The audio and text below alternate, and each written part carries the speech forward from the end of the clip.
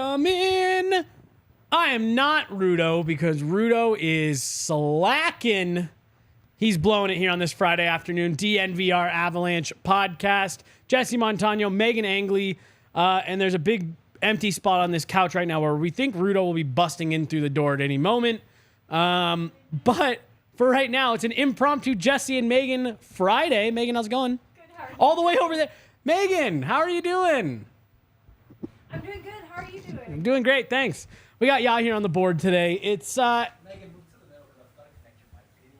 my gosh. Oh. It is just amateur hour all over the place this afternoon. We got Rudo, we got Ya here, can't even work the mics anymore, I guess.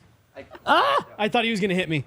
I thought he was going to hit me. Do you feel safe at work? Well, it's Hannah always gets mad at me because every now and then I'll be like joking around or whatever, and she'll like innocently get up to like go walk past me. And I'll go, ah! She's like, people think I'm abusive when you do stuff like that's that. Your instinct. Right. It's looking a little suspicious. Let's move on. Let's move on before she watches this. And no, I'm just kidding. Megan, it's Friday. All jokes aside, how are you doing today? Really great. Breaking news. Utah Grizzlies just signed CC's captain from last year. Attended Avs Dev Camp. It's one of the defensemen that was out there with actually another Colorado College just player. tilt it. Oh, that works. We're going to get it. Megan's she's just like, no, I don't need to tilt. I'll just hold it. I'll just move the entire thing. Good for him. Good for him. I need to make it known. Megan searched her email for about 4 minutes confirming the details of all of this. And I just have to roast her a little bit for that. I was locked out of my email. I don't know. All right, I don't know why my password wasn't working. Danton Hayden 2024. Stop. D @N. Right. Yeah. There was like a missing exclamation point. Yeah. That's so good. Well, good. No, I mean, that's, pro contracts for those kids. It's always good to see them, especially, you were saying he didn't necessarily pop off the ice at Dev Camp. So nice to see him be able to continue that. It's cool to get a pro contract and have attended an Avs Dev Camp, right? It's like all kind of happening. Colorado hockey, right? It's happening within the state. They're watching him down the road, likely because they're watching Sean Barons quite a bit. Yeah. And from this, even though it's just through the Grizzlies, they need a an pro E-team opportunity. here. They need what? An E-team. I think it would be a lot easier for the Grizzlies presently. Like right now, Utah's not bad, but it's like just distance-wise, a complicated situation with the ice they play in. I think, I don't know if it's like the best favorite place to live specifically, and then a little bit of travel. I think it just overall makes it a little tough of a sell. I saw a bunch of the Null guys working out at the drill house, all the Lacroix hockey stuff. Oh, that's awesome. What is it, the Wranglers? Yeah. Is that the one that's up north? And then they are putting one down south, right? In the Springs? I don't know about that. I thought I had heard that they were announcing 2 NAHL teams, one up north in Greeley, the Greeley Wranglers. Yeah. And then I thought they said for a year, like delay, 1 year later, there would be a Springs team. That actually makes sense because they were teasing an American League team in the Springs for a while. And I was so excited for that. That would be but sick. Well, I mean, I guess it wouldn't make It feels a ton like of an sense easy now. pivot, though, to do another Null team in the Springs. I would love that for them. I would love for them to do either another Null team. We're probably too far for a WHL team. Could they do USHL? They could do a USHL, or I would just like for them to move the Grizzlies to the Closer. Springs. I agree. I think that would be simpler. Because then you could go from the Springs, Denver, up to Loveland, and it's I-25 is all 3 of your teams. That would be such an ideal situation. Now, Megan, let me ask you this. Which classic Disney movie song is the best, do you think?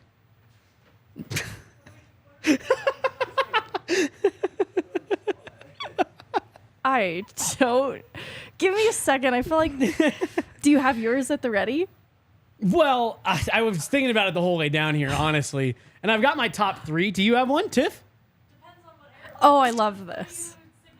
Well, so let me give you what I think are the top 3. And I actually don't know what specific order these are in. I've got I'll Make a Man Out of You from Mulan.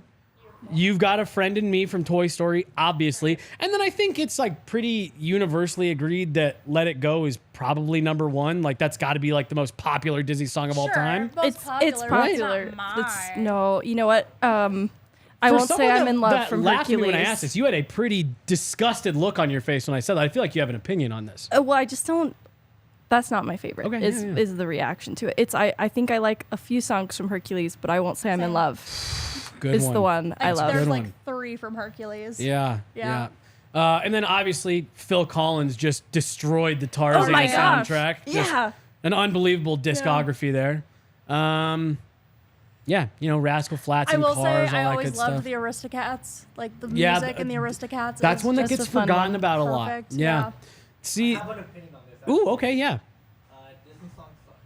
All right. Oh, boo. Cut his mic. Boo. Someone's last week it was Taylor Swift. Now it's Disney I songs. know he's just being problematic. Yeah, to be y'all He's just just got- being problematic. I am honest. I do not like musicals, and I don't like my movies to see.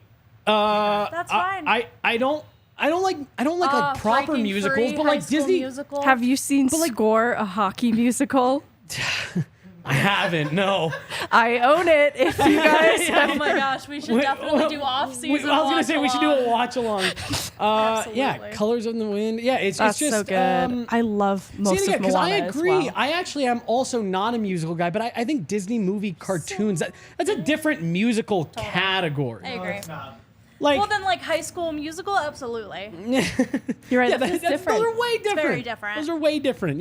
You can't say that I don't know. Little Mermaid is the same as like Mamma Mia. Those are not in the same category. Anything over 2 amazing. songs is a musical. That's fine. Again, but, no like, one's arguing that Disney movies aren't musicals, but they're Lilo very and Stitch they're very has some good different. music. I just wanted to say that. Yes, You Lilo wait, and what? Stitch Lilo was and Stitch great. has some good music. They all do. I mean, all of those, and I'm only putting these time parameters on it because I stopped watching them at a certain point. But like the early 2000s, the Moana. 90s, the 80s, like all of those are just outstanding soundtracks. That's why Pixar is better than Disney. It's the same Even though thing. they're owned by the same company. Yeah, but they don't use music. Oh my It's god. just- Y'all Lord. It's different. It's not. Actually, Toy Story has one of like the most famous. I was gonna say I just But said that it's one song, not multiple songs. he Okay. Yahir has now gotten up and he's like walking towards us. He's gonna fight us. He started snapping. Yahir breaks out a musical song and dance Starting to number. do, like freaking. Oh my watched gosh. West Side Grease for the Story. other time because I refused to watch Grease, and I'm like, this would be a great movie if there was no singing involved. I will Yeah. say, like, I didn't watch Moulin Rouge or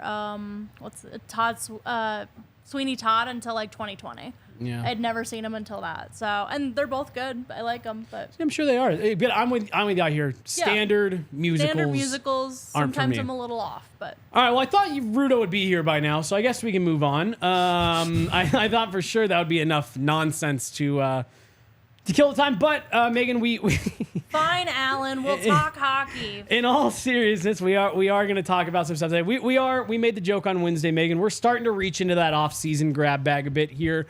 But I do think there is. Oh, Tiff's leaving us. I guess I thought maybe Tiff would have some thoughts on JT Compher and the Detroit Red Wings. Sure.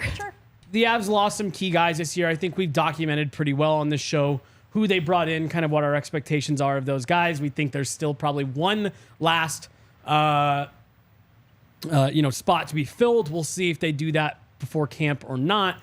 I guess let me just ask you guys. I think I have my answer. Eric Johnson, Evan Rodriguez, JT Compher, Alex Newhook. Who do you guys each think that they missed the most this year? Fan wise or like actual player wise? Well, I'll say the team / organization. Okay. I would say they're gonna miss like the productivity and like the potential. I think of Alex Newhook still. Interesting. yeah.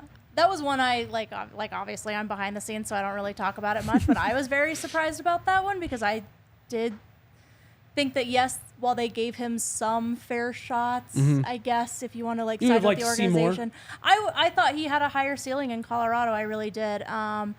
But I think as far as like fan favorite, like everyone's gonna miss EJ Yeah. the most, and I think the locker room will miss EJ a lot too. I think that too.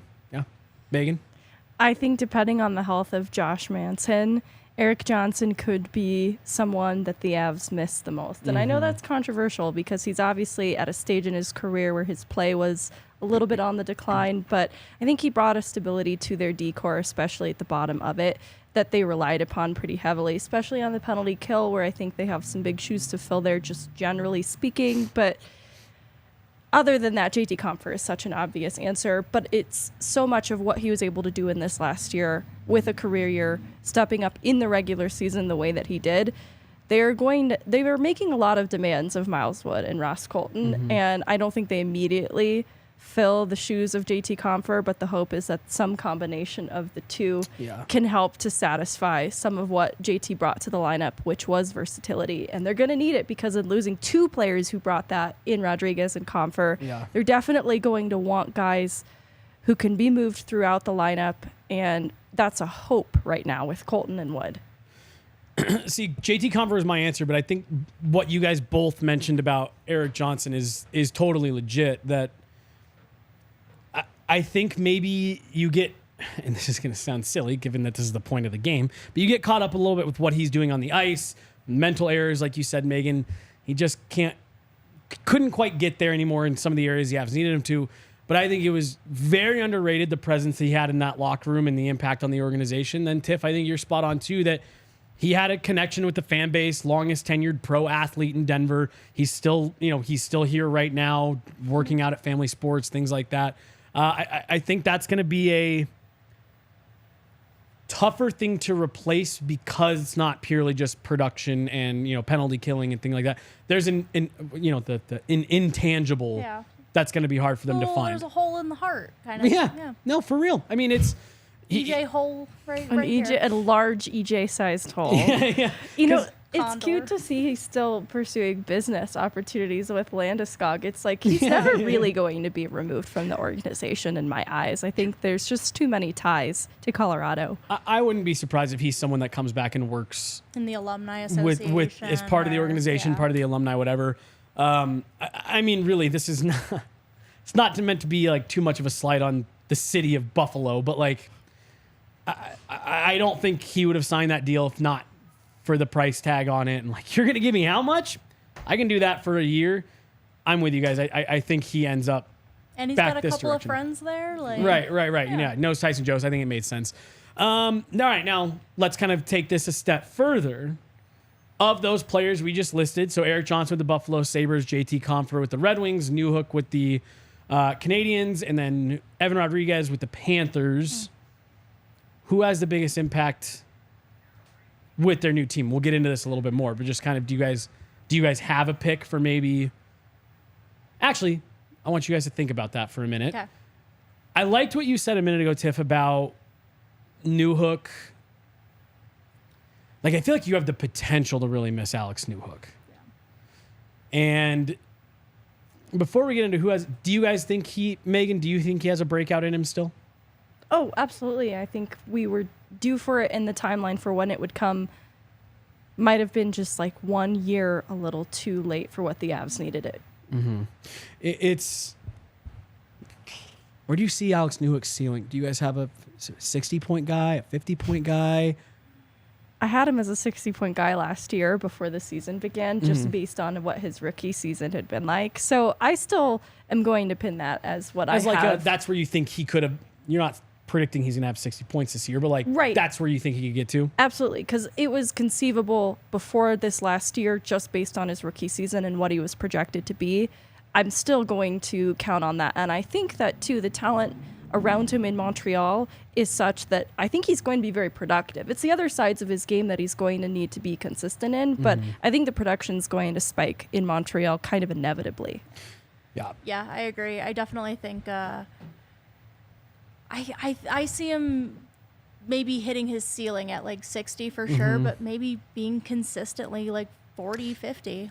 And I think, to Megan's point, had the Avs gotten that out of him this year and said, okay, can you just do that again? I don't know if they would have moved on from him. So I think you guys are both right that I think that's maybe where he settles.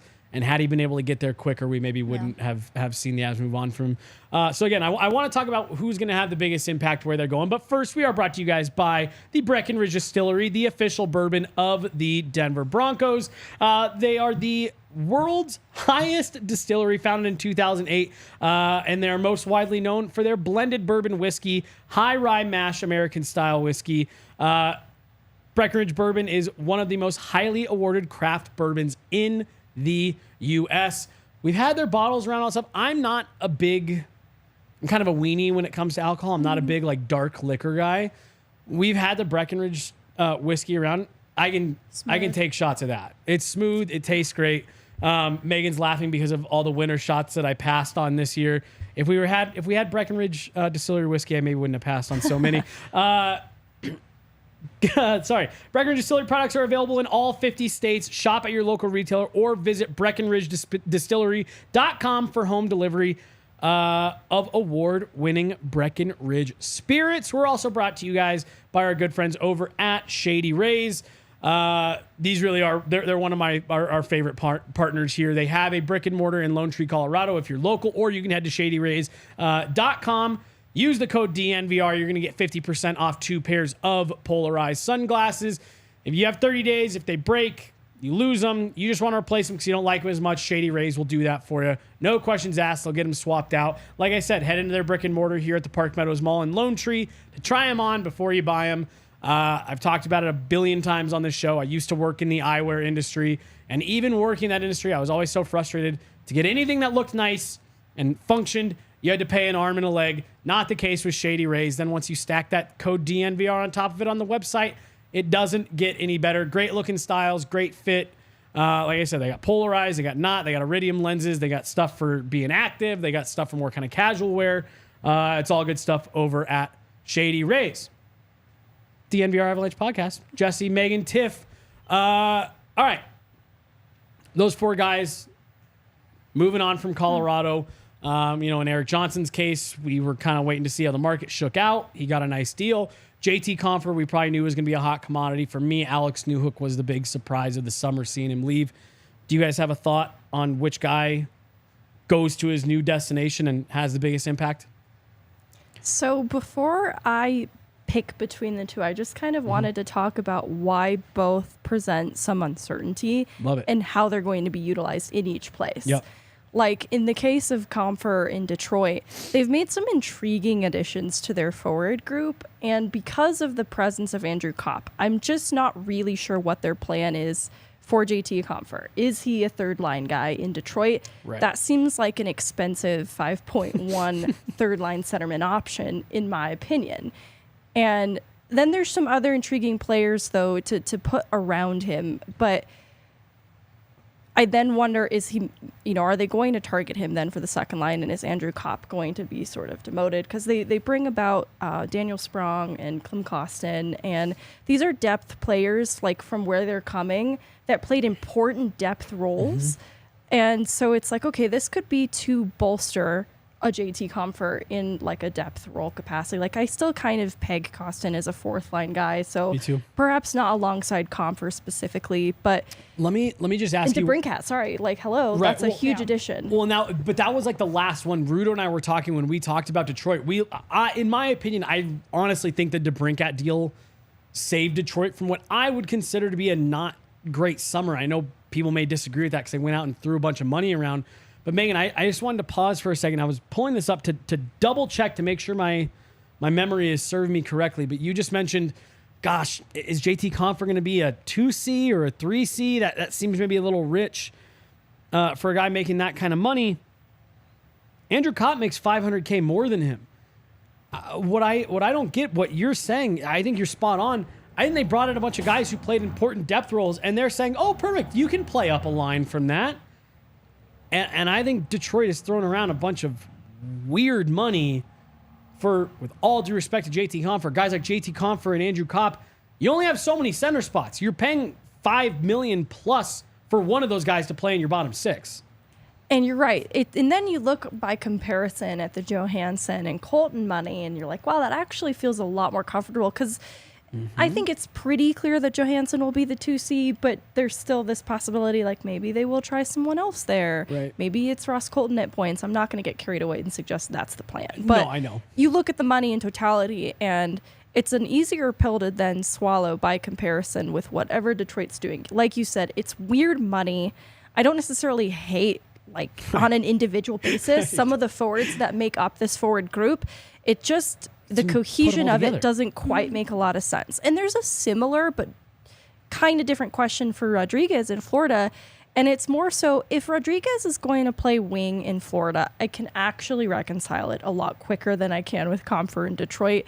But did they bring him in to play a similar middle six kind of role? Do they want him as a centerman? Because their top six is pretty locked up. Florida, you're saying? Yeah. And so that's where I have similar questions, but could maybe be more easily answered in Florida, because I think there's more certainty in how they at least plan to construct their top six, and their space, if especially on the wing they're planning to utilize Rodriguez. I can see it making some sense. And in his case, the money makes a lot more sense for more of a middle six role in what they're then hoping from him. But in seeing what he was capable of this last season with the Avs, I can't help but wonder that they are expecting more from Rodriguez. They are expecting more consistently a top six player from Rodriguez because of what he did with the Avs this last year. That's what's so interesting about free agency, and you see so many of these guys signed, and I think it's applicable to, with the exception of Alex Newhook, because that was a trade, RFA, you know, a lot of these UFA signings, I feel like you very rarely... And this is what I at least appreciate about what the Avs did with Miles Wood, regardless of how you feel about the term length. They signed him like, we don't need you to be anything more than what you are. We need you to be Miles Wood. And I feel like in the case of all three of Erik Johnson, Evan Rodriguez, JT Compher, all of their new teams want them to do more than what they did That was going to be my question to you guys, is who do you think out of them has the ability? it has the most weight on their shoulders? Like, who do you think, like... which organization is putting maybe too much That's a great question. stock into them? So, wow, that's a great question. I think it's probably JT Compher right now, because I really do think that I think it didn't go well with Andrew Kopp last year. So I think this is them finding a 2C to play behind Dylan Larkin V2. All right, well, let's try this again. That didn't go great. Let's try another one. And so I think he has maybe the loftiest expectations, but here's another answer that I'll give. I went on Buffalo radio the day after, on July 2nd, to talk about Erik Johnson. I got the sense they've got some like high hopes for this guy. When they were first, when he was prepping to ask me about him, he was laying out all of Erik Johnson's credentials. Former first overall pick, Stanley Cup champion. I was like, whoa. Those things are all true, but we're a long way from top pairing guy, this many goals, this many points, whatever. I don't know what the expectation for him in Buffalo. I don't think they got Owen Power, they got Dahlin. I don't think they're looking for him to play in their top pair, but I am worried that they have $3.2 million worth of expectations for him that I don't know if he can fulfill. I think my guess, without thinking about it much longer than that, was going to be Erik Johnson, and for similar reasons. And it's interesting too, it's because of where I think these teams feel they're at in their window for postseason play, basically.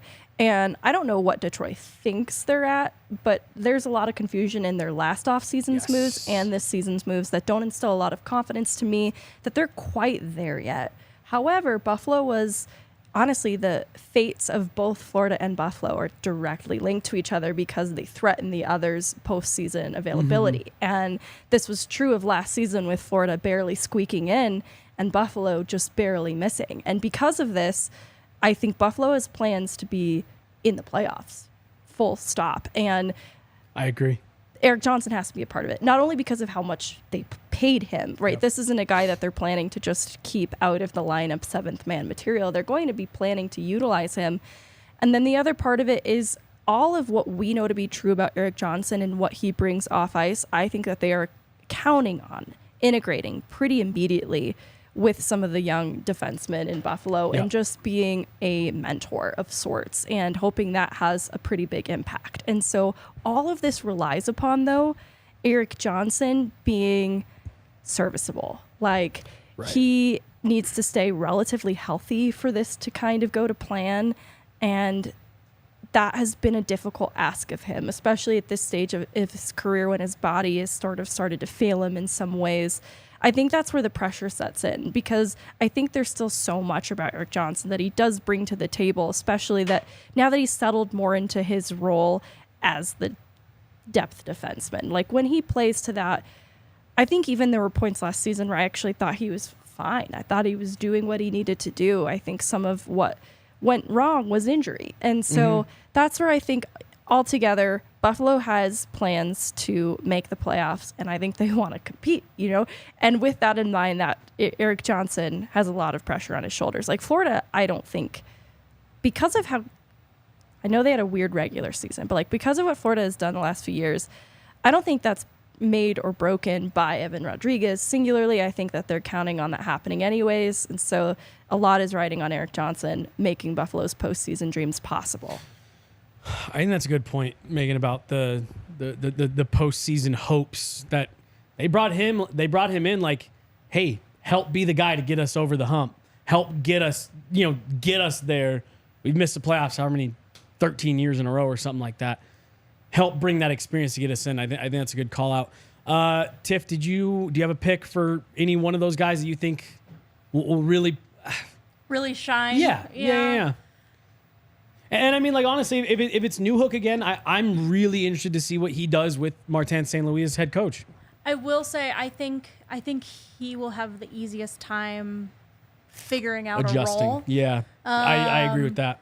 I agree with you. I think Compher definitely has a little bit of weight on his shoulders. I think EJ sounds like he's being set up a little bit to be more than just dad. Yeah. Which is what he kind of got to settle into here. And he again, I think the best hockey he played in his career was in the 2022 Stanley Cup playoffs.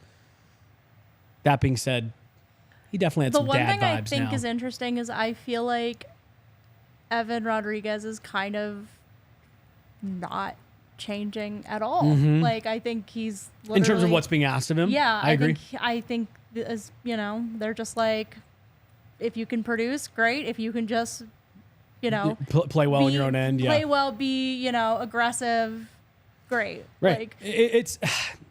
And if his supporting cast is something in the, like, I'm not going to say Verhaeghe and Barkov, but like if it's Reinhart, Lundell-esque, that's not a far cry from some of the talent he was able to play with in Colorado. Like, totally. I don't think there will be this huge steep drop off the same way for Detroit and Compher, because I don't know who he's playing alongside. Right.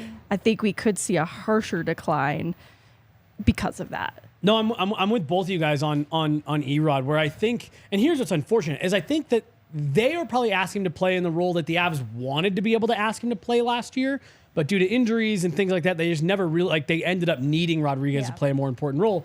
But I agree with you, Tiff. I think that's a good call out, that what Florida is hoping for is what the Avs were hoping for, and the Avs got the production, but again, they never really got to settle him in the lineup where they thought.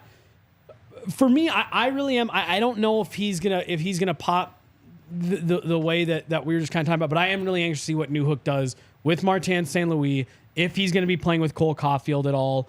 I think Suzuki's also a center, right? I believe so. They'll probably run them down the middle. Like, it's going to be interesting. He's going to be very in line with that core. I think this year for Newhook will be the true litmus test of, okay, is he going to do it or not? Because if he doesn't take that step, like you were saying off the top, Tiff, it's not that he didn't get opportunities here. Megan, you and I talked about this earlier this week. He got opportunities. He didn't run with them. But, like, that's all he's going to get in Montreal is opportunity. yeah. Do you wonder, too, if the media landscape being very different in Montreal will have some kind of impact on him, either positive or negative? Like, that is a spotlight that shines much more brightly and critically of your play.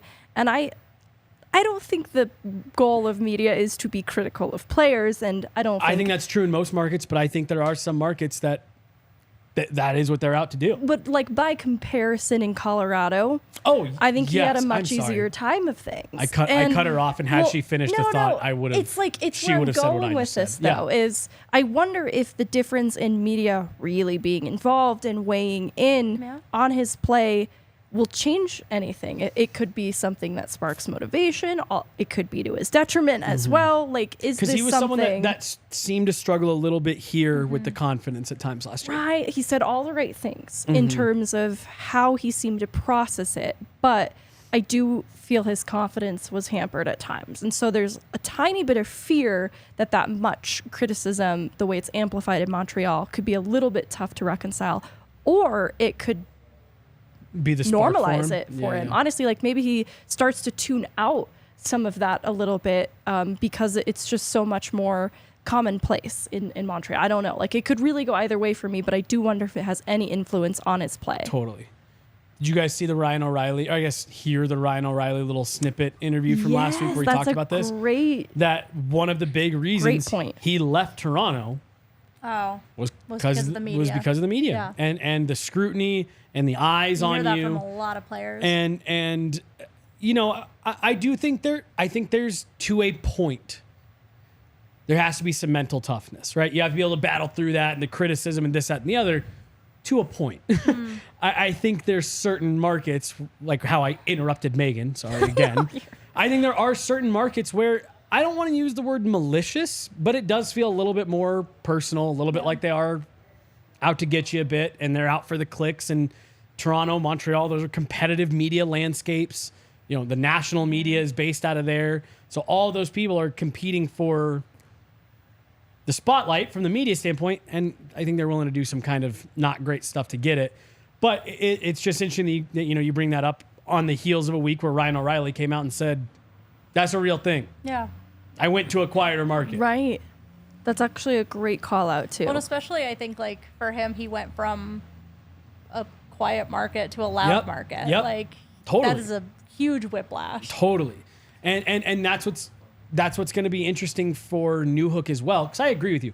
Like, Megan, you and I were laughing that day when Montreal was in town and the scrum around Lehkonen. Yes. And we were just laughing like, this is not what a Tuesday against Arizona in this locker room looks like. Yeah. There's a different presence up there, and it's going to be interesting to see how Newhook handles that.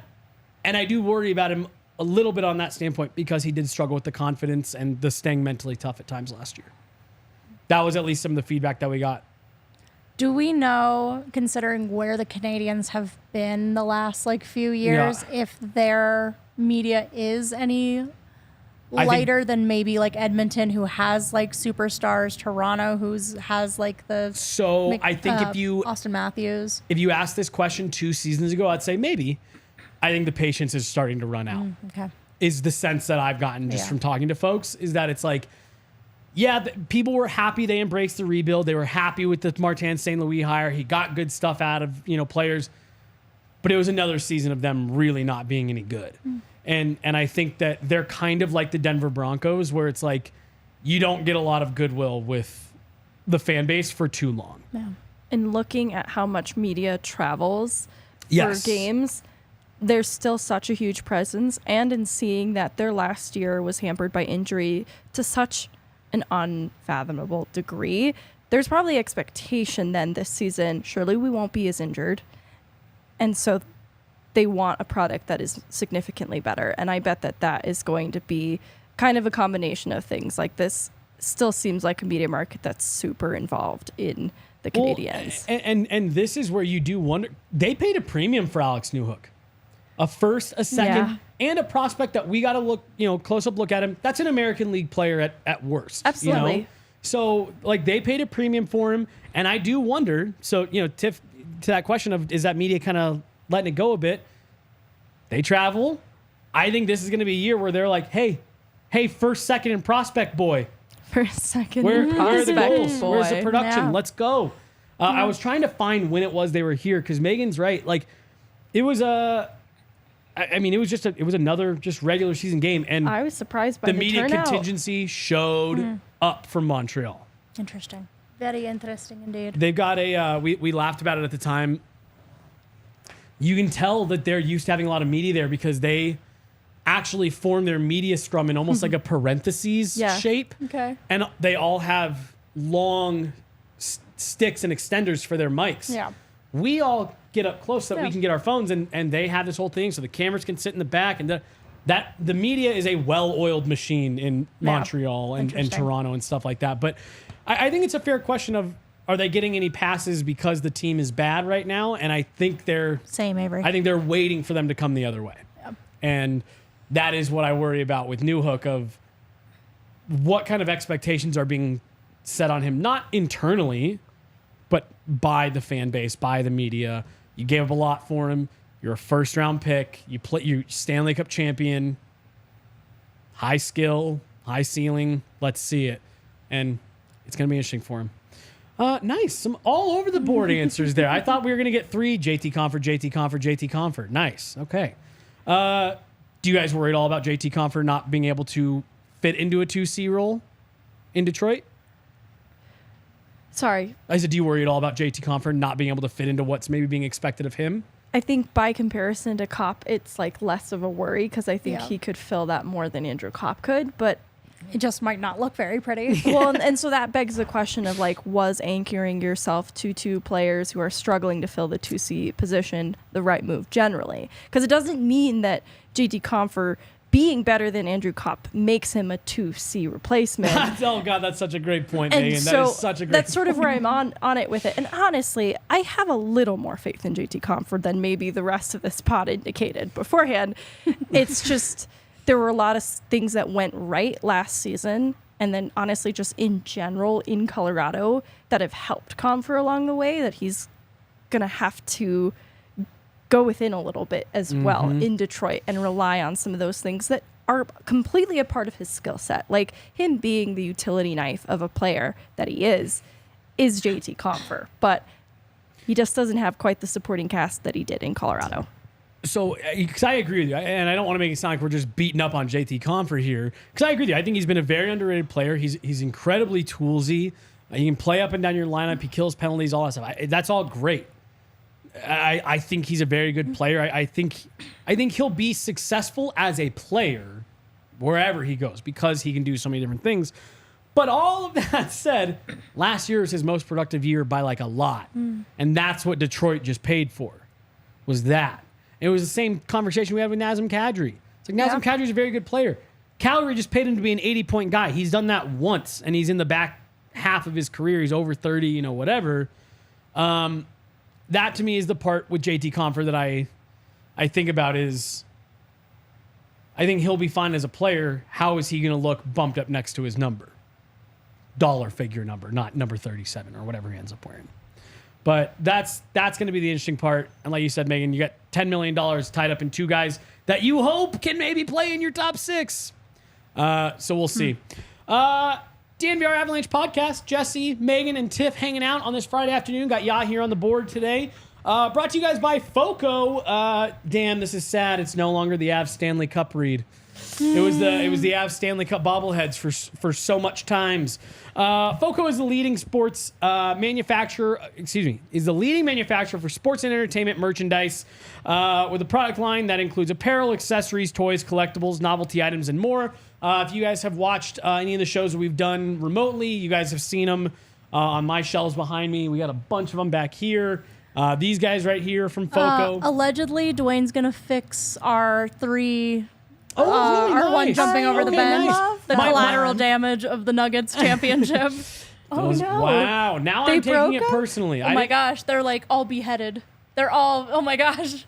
Wow. They're so I sad. heard that it broke. I didn't know it was the Nuggets guys. Well, I'm sure that's what it happened. We may have It's to. during a. We need you to cut this camera out here. We have people to all attack. right. During the I'm drawing a celebration. mustache on Tim is making a Jokic. lot of assumptions right now. I just want to make that clear. Tim is making assumptions. It, All right. it was a wacky weekend. The not what absolute, it the broke absolute before fact of the that. Nuggets guys breaking our bobblehead, at least Dwayne's getting it fixed. That is my favorite bobblehead. It is so nice. That the Nuggets guys absolutely broke, confirmed. Confirmed. But no, they've got a little. It's Kale, Miko, and Nate all jumping over the boards, but it's Super all bobbleheads. cute. It's great. Baseball season, they've got Aloha shirts, straw hats. We've got one right over there, just off frame. Polos, bags, everything you need for a game. we've got, we all kinds of our stuff. We were just saying is all FOCO. They've got great collectibles. I love that kind of stuff. I think it's really fun just to put it up on the shelf there. FOCO always has our back for Colorado sports, and they have yours too. Get the best gear around by using the link in our description. For all non-presale items, use the promo code DNVR for 10% off. Again, that is FOCO.com, FOCO.com. Use the code DNVR. And it's Friday. That means, do you guys know what that means? Legal What does that mean? Legal Pete's Friday. I genuinely can't wait. Got the margs, I'm got so the excited. burritos, got the happy hour going until 8 o'clock every night. We got the kickoff event for the Women's World Cup going on here tonight at the DNVR bar. So I'm not even going to ask if you're coming down. I already know that you are. On your way down, come a little bit early. Stop down at a Legal Pete's just down the road, a location just down the road from the DNVR bar. Stop in. Get some drinks, get a burrito, enjoy their nice long happy hour. They got the patio out there that's going. The weather is nice today. After a stormy day yesterday, Cooled off, which was nice. It did. Yep. It was nice. It was a little humid in the evening. Milk. The thunder woke me up. It was very scary. It was scary. It woke me up yesterday morning. So it was. Was that like the 5 a.m. storm? It was. Okay, It was that the was 5 a.m. really storm. cool.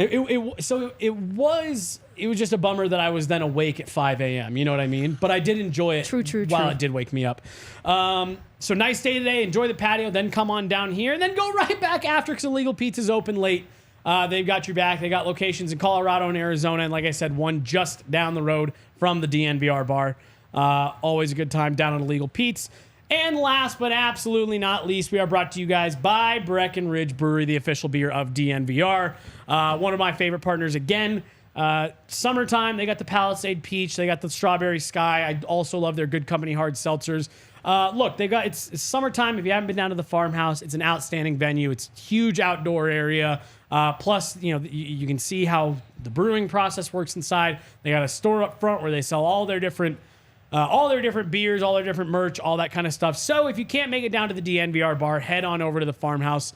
I believe they also have World Cup stuff going on. I'm sure. I believe they have watch parties going on all weekend for that. So if it's going to be packed in here, if you guys saw it for the World Cup down at the DNVR bar, it's going to be wall to wall, I'm sure, for the women's as well. So if you can't get here in time, head on down to the farmhouse and enjoy the great scenery, the great drinks, all that good stuff. Good friends down there. Use that Breck beer locator at breckbrew.com to find the nearest liquor store to you that offers delicious Breckenridge Brewery beers. That Megan will never know. That I will Megan, never know. that Megan will never know about, I guess. All right, I'm going to go a little bit off the wall here because, Tiff, you and I have talked about bringing this up, and we're not going to go too far down this road because there's a lot of information that we don't have, but we are going to try to get a guest on at some point before the season kicks off to talk about this. I just don't know if we ever actually acknowledged it on our show. I don't think we did. That's why I was being annoying about it. yeah, we never did. So I apologize, and this is a little bit of old news, but again, we didn't talk about it. The PHF was purchased by the PWH. Thank you, PWHPA. I always want to say Professional Hockey Players Association. I always want to do it differently. This was not a merger. This was one entity purchasing the other. But all that really matters means we are down to one women's professional league here in North America, and that's fantastic news. What have you guys heard anything? Any new developments? I know there's been a little bit. We can go down the road a little bit of comments from Gary Bettman and some of the players and things like that. But I guess let me just ask you guys, because we've talked a lot about women hockey before, about wanting to see a team here in Denver, off the show. What were just kind of your guys' reactions when you saw it, knowing that there's some gray area to this news? There's a lot of people who lost contracts and things like that. Just kind of your guys' initial thoughts when the news did break a couple weeks ago. I think I was really excited initially. I was like, okay, cool, finally we're gonna have like one league. Maybe Bettman will stick with his all right, we won't do anything until there's one league, right? And then you get into the little finite details of I don't want to compare it to the NHL, but kind of just as messy as some of their announcements or some of their like marketing or anything like that. It's just, it feels like nothing was really, the information wasn't relayed very well to people that really should have known it. Yeah. Like, it just sucks that like some people really, and you know, we work in a tech field where some people lose their jobs the day they, you know, the Monday they get to work. Yeah. But you know, it's a bummer that like this happens in professional sports and professional women's sports, you know, a little bit more than anything. For sure. But I am encouraged. I hope this goes very well. I would love to see a team in Denver. It feels like a light at the end of the tunnel. Yes. There definitely is some Just turbulent feels like a very long waters tunnel. ahead right now, Yeah. but I feel like there's genuine hope at the end of Yeah. it now. I think it's ultimately for the greater good in terms Yeah. of being able to market one women's league. I They agree. can throw more resources behind marketing the one Yeah. league. But the obvious downsides to it in the immediate are worth mentioning because I think Absolutely. there are going to be growing pains for a bit to come now. The fallout from this does involve people losing their jobs. It involves cities losing teams. Yep. And it ultimately disrupts the climate of women's hockey. And this has already been a shaky ground for women Totally. who want to pursue this as a career. There's been uncertainty of which route to pursue that would be the most viable. And I think they're ultimately looking for stability. And there just hasn't been that in women's hockey yet.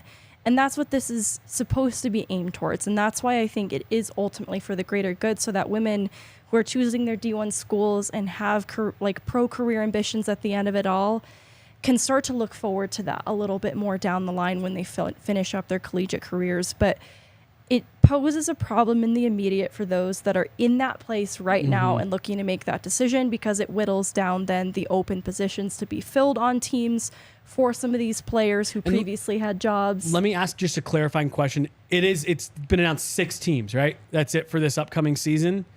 Is that correct? I think thought they so. said it was going to be 6, and then they'll reassess after this season.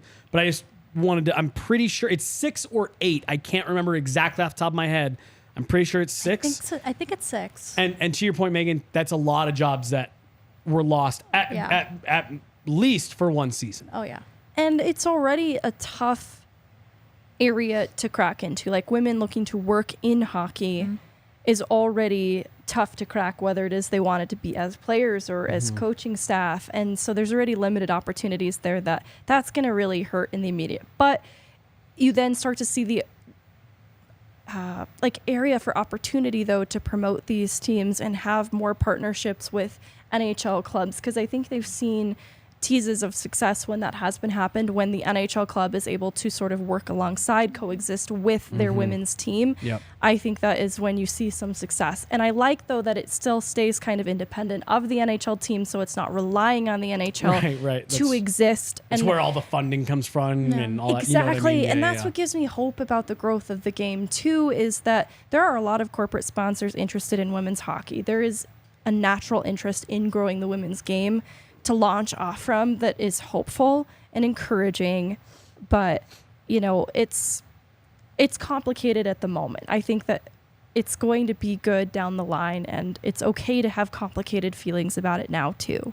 Totally. And I can't find it. Avery had a comment here where she talked about the skill level going up. And this is something that we all talked about off the air last week, where I said, that's what I'm the most excited for. And it's going to take a few years to get there. But it's one thing of what Avery talked about with her comment of, you're finally going to consolidate the skill a bit here. That was one of the issues. You had top players playing in different leagues, and it really just diluted the talent because you didn't have enough players to fill out these leagues and things like that. But then on the flip side of that, because there wasn't enough money, and I'm not going to go into specifics of names, but I talked to a couple NHLers who have younger female sisters, not just from the Avs, that said that their sisters didn't have interest in pursuing a pro career because they could make more money getting a desk job in, whatever they're majoring in at school. Yeah. And hopefully what this means is that the NHL will partner with them in some, extent, help the exposure, help bring in more, not all relying on the NHL, but that's all going to help bring in more money, grow the teams, grow the league, be able to pay these players better. And you're going to stop losing talent to just everyday jobs. Yeah. Like that was a real issue that the PHF and the PWHPA had, was you're not losing talent to other leagues. You're losing them to regular jobs. And you hope that with it being one unified league, people can, money can start being poured into it. Teams can start being formed. Organizations can start to grow. And you'll stop seeing these very talented women's players who would be on Olympic teams and all that stuff just give up on the game because there's nowhere left for them to go. Or needlessly trying to hold down 2 jobs because it's not a livable wage by itself. Totally. We were on the doorstep of more competitive salaries too, which is another reason why the point where the game has grown to is actually more encouraging than it seems on the surface. And this is, I think, meant to stabilize it in the long run. So I don't know much about the women's hockey game. Yeah. I can say that since 2019, Tell me about soccer. The women's game grew incredibly. Yeah. To the point where Talking about for soccer? Yeah. In the Yeah. soccer, 2019 NWSL wasn't even around, which is like the premier American soccer league.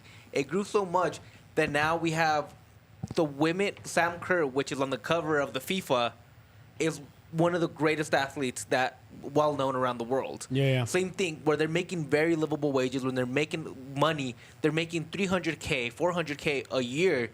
Very comparable to what maybe the MLS is making. Maybe not the top European leagues, but it gets to the point where now in Mexico, Tigres had to build a new stadium because their women's team and their men's team packed the stadium so much the infrastructure was no longer available, so That's they fantastic. had to make a new one. And so I know growing the women's game is not hard. It just needs somebody that wants to grow it and an organization that wants to do it, just like they did in soccer, which they grew it all over Europe. They grew it all over to the point where now the World Cup is 32 teams instead of just 16 teams like it used to be. And I know the WNBA isn't perfect either, but they are also making huge strides in their viewership numbers and their sponsorship money, TV deals and stuff like that. Yeah, and it sucks that it feels like women's hockey is just the little sibling, the little sister. So I want to put the last 2 points you both made and push them together. Of the women's game has come a lot further than people realize, but they're also a little. And I hope this isn't too controversial. They got in their own way. Women's hockey got in their own way. That was, I thought, one of the bigger issues that they had was, and that's why I've always felt that this had to happen. You had to go through this kind of reckoning, this turnover. It's gonna be grisly for a year, 18 months. But you hope that all of what the three of you all just said is what this ultimately leads to. The women's hockey, women's professional hockey had to get out of its own way first because there's so many barriers and hurdles they have to get over that getting in their own way with the competing leagues and the rivalries and these girls don't talk to these girls and if you play in this league you can't be friends with people. They had to stop that, and I'm so happy they did because I've said it a billion times. I love hockey so much. I think people everywhere, you just need to get them in the door and they fall in love with it. To Vaguely's point, I feel like the whole sport just kind of gets in its way sometimes. Totally. and that is absolutely not exclusive to women's hockey. It's just unfortunate because to the point that we were making, there's already so many fucking things laid in front of them. It's you can't also be in your own way. The NHL gets away with it at times because it's a multi-billion whatever dollar industry and the gate turn and all this stuff in the original 6 and it's over 100 years and that, so they can get away with some of that bullshit. It's unfortunate. It's whatever. It's pick your adjective. Women's hockey just couldn't be in their own way, and I think this is a great first step to we're removing the barrier of ourselves. Yeah, we have so much uphill that we're for some reason having to fight. We can't be fighting each other. And I think that's a great first step. One thing I saw on Twitter that was really, really interesting, and I hadn't really thought about it before, because I'm a pretty newer hockey fan, I'd say within the last 5-10 years. But somebody had made the point that with NHL Plus having all the most of the PHF games, those are all gone. There are no archives of that footage. There's nothing that we can go back to and watch the tape, and that's I think the case for several of these failed women's leagues, and there's all of these things are just scrapped and they're gone, and that really just kind of sucks for the prolonged history of the game. There's nothing to really go back to. So yeah, I don't know if you guys had a thought on that at all, but that was something that I saw that was kind of jarring to me.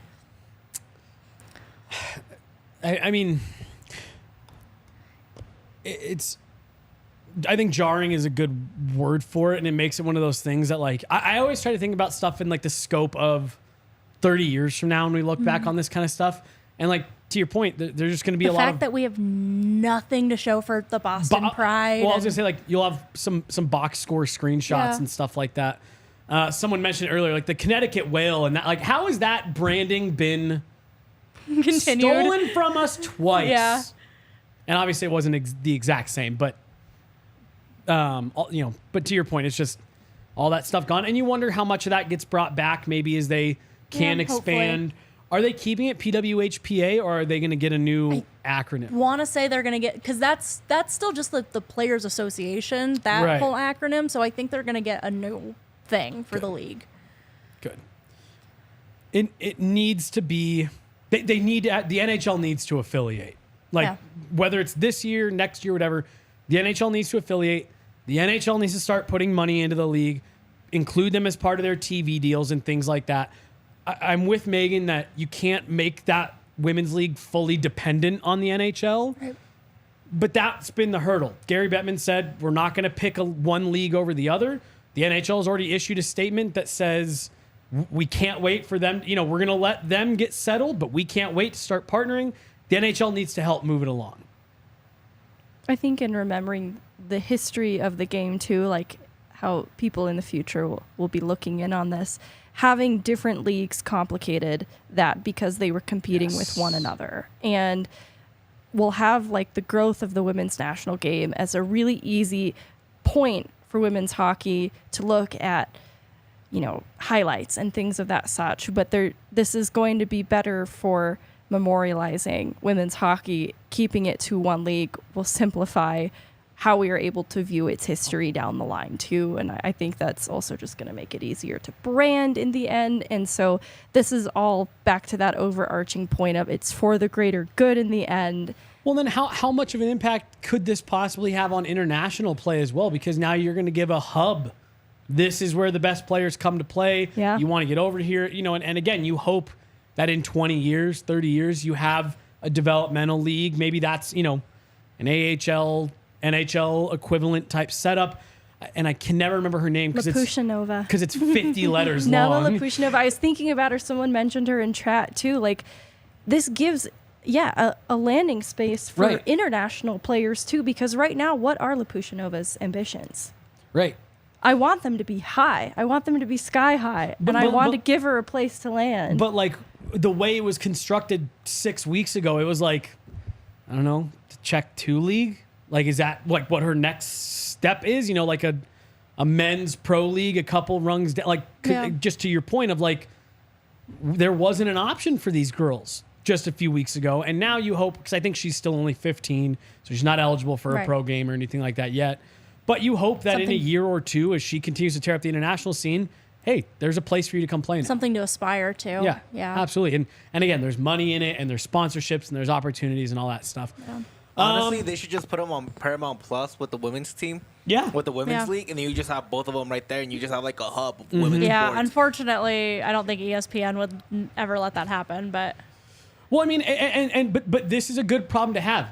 ESPN's got to pay up now. Yeah. Because the PHF is gone. They don't have that same contract, so if they want those rights, they got to pay up, or the NHL has to get involved. I think I think as hard as it's going to be for the next year, I think this is happening at a great time because you've got Peacock, Paramount Plus, HBO. I guess TV, HBO doesn't do a ton of live stuff, but do they?